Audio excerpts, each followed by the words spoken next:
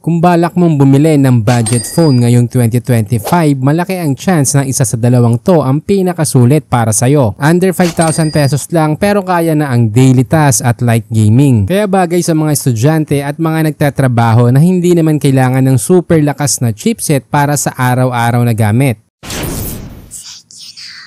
Una sa ating listahan, walang iba kung hindi ang Tecno Spark Go 1. May 6.67-inch HD Plus IPS LCD, 263 ppi at 120Hz refresh rate. Naka-Unisoc T615 on Toto score na around 308K, Android 14 Go edition, 4GB RAM, 64GB storage at expandable hanggang 1TB. May 13 megapixel main camera, 1080p video recording at 8 megapixel front camera. Dagdag pa ang 5,000 mAh battery at 15 watts charger. Para sa iba pang features, may DTS dual speaker, side-mounted fingerprint sensor at IP54 water and dust resistance. Kung budget ang priority mo, napakaganda na ng specs na to para sa presyong 3,719 pesos. Uulitin ko lang na pang daily at light gaming lang ang mga smartphone na to, kaya wag kang mag-expect ng sobra-sobra. Pero sa ngayon kasi under 5K, eto na yung dalawang may competitive na chipset kahit papano. Ang susunod naman sa ating listahan, walang iba kundi ang Itel P65. May 6.7-inch HD Plus IPS LCD, 262 ppi at 120Hz refresh rate. Naka-Unisoc T615 on Toto score na around 308K, 4GB RAM, Android 14, 128GB storage at expandable hanggang 1TB. Para sa camera, may 50 megapixel main, kaya mag-video recording ng 1080p at may 8 megapixel front camera. Idagdag mo pa ang 5,000 mAh,